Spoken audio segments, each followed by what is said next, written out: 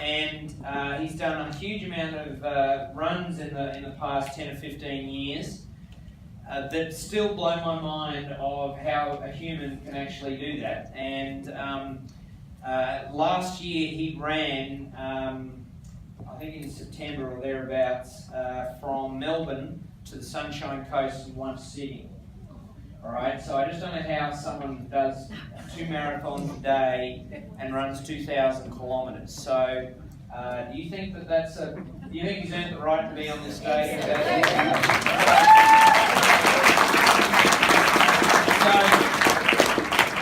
Great friend of mine, we're bringing him up to the stage, Jamie Milne, bring him up.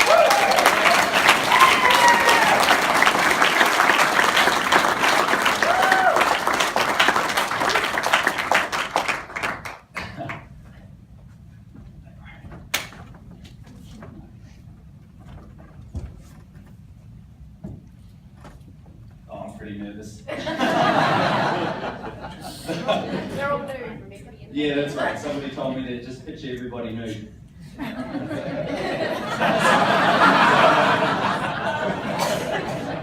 Is everybody pumped to be here? Yeah. Awesome. I'm pretty pumped. I'm particularly excited about the fact I got my own drink bottle. They took the label off and put a big J on it, which is awesome. That's mine. That's cool. Round of applause for whoever did that. That's cool. I also grew up in the 80s, and I remember Madonna's video, I think it was called Vogue or something like that. She had one of those little earpiece things that I've got, so I'm pumped to be like Madonna right now. Yeah, cool. Super stoked to be here. I think we're just going to, same thing as Bruce likes to do, we're going to raise the energy a little bit in the room. What I want you to do, please, guys, is find 3 people on another table somewhere else, and give them a high five and tell them they're fucking awesome.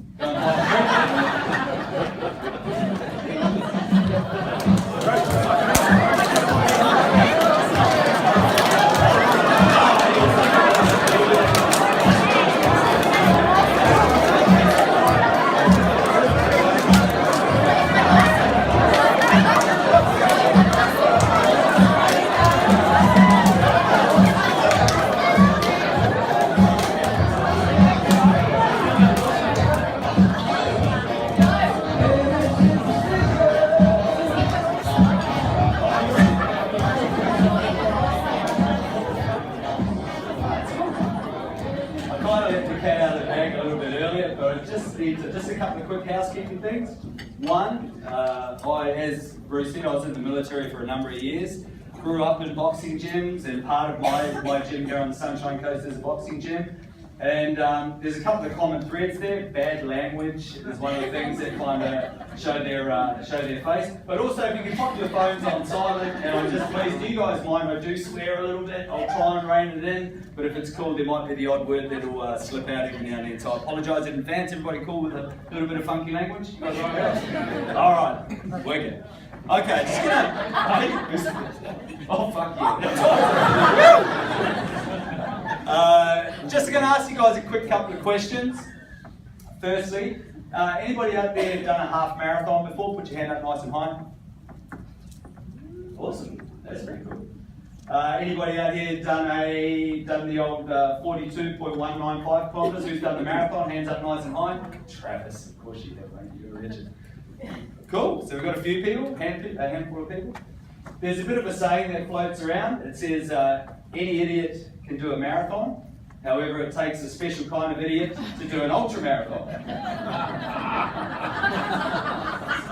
That's not me, by the way. I've already figured that out.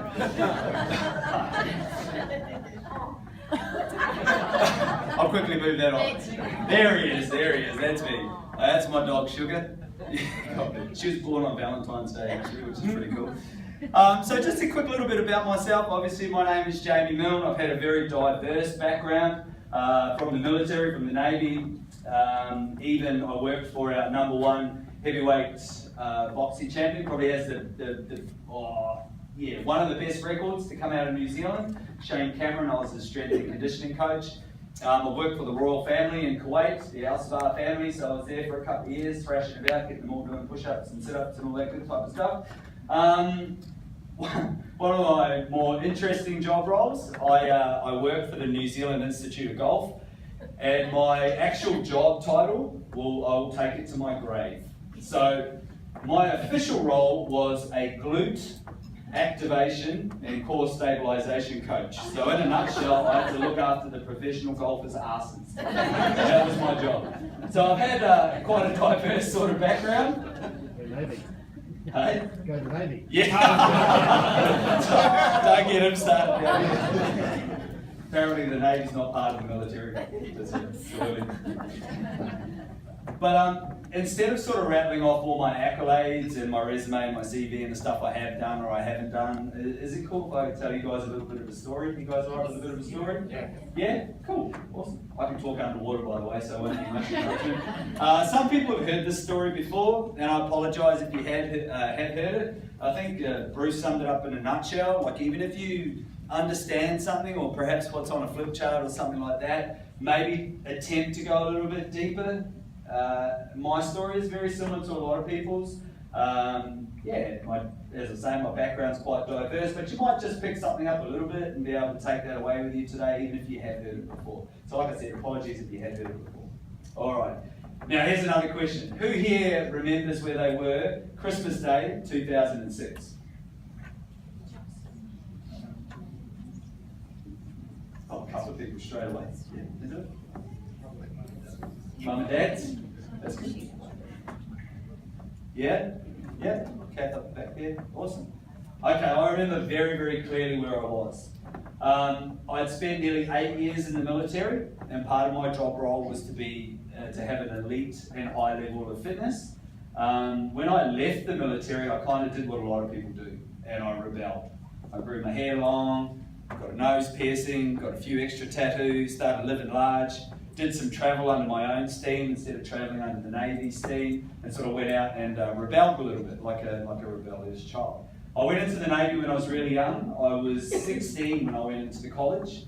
Didn't do terribly well at school, so I thought that would be the pathway. And back then it was certainly a lot easier. You didn't have to have all the qualifications and stuff. You could kind of just skid it through the front door with a bit of charm and a bit of curls and stuff like that. So you could get in, there was no problem. When I got out, right, I did like a lot of people, did the OE. During my travels, I managed to, in about a 9-month period, I went from 75 kilos, nice and fit, and of course, as I was saying, I'd been in the Navy for a while. Oof, Jesus, that guy. I was about 12. So, was pretty fit, being fit was part of the job, and I went from 75 kilos, that's me, I think middle row, sort of second from the left, angry young man. Went from 75 kilos and went up to 116. Oh, I know, it's terrible. I've got a few photos to come to. So that's about 40 kilos. And I did that in 9 months. Oh, you guys alright?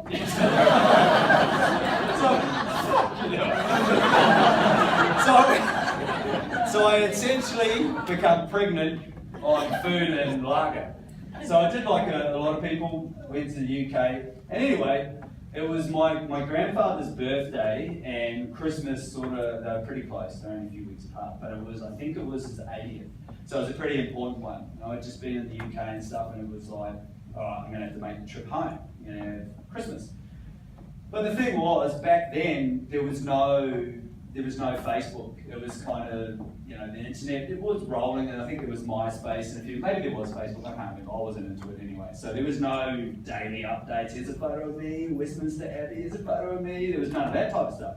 So when I left, everybody sort of seen me off, and I was fit, and I was that guy, and had a pretty good amateur boxing career as well. So I was looking after myself, and of course I put on all the weight, but nobody had seen me, just had the odd token phone call, yeah, I'm having a fucking ball, I'm living large, this is awesome. Anyway, come skidding into Auckland Airport, close to Christmas Day. Maybe skidding's not quite the term.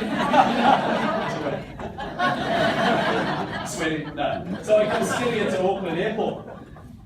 And of course my uncle, who's like a father to me, my Uncle Stu, he's in the airport with my cousin. And when everybody's waiting in the arrival lounge and you come walking out of the door and stuff like that, and I remember it to this day, my uncle was like, and I'm like, hey! hey! And my cousin's like, oh, what have you done? And my uncle's like, oh,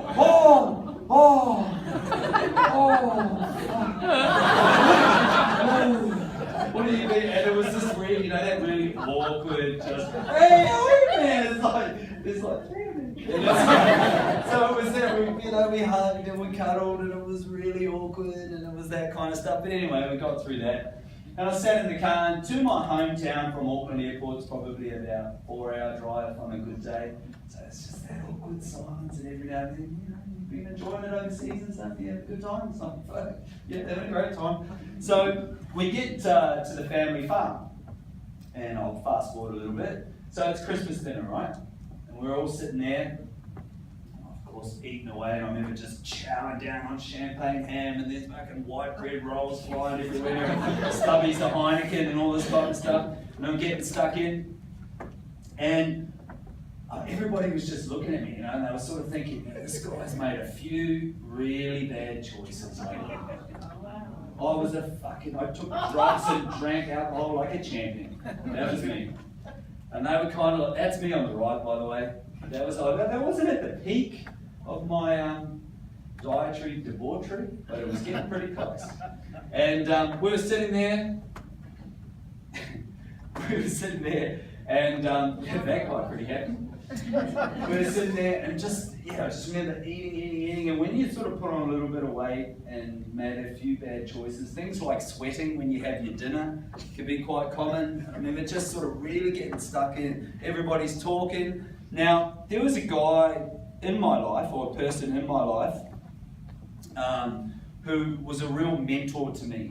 And I'm sure you guys have all got somebody like this in your life. In fact, it could be Mr. Campbell up the back there, I'm not sure. But somebody that you really almost put on a pedestal. You know, they're that guy. You sort of, everything that you do, or especially for me, I just wanted to be like my grandfather.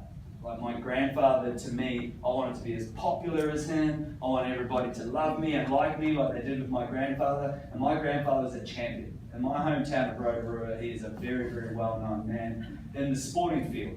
He refereed footy, coached footy, played it. You know, he was renowned as being a really tough referee. And if I could describe my grandfather in a bit of a sentence, I would say he was unapologetically masculine, yet very gentle.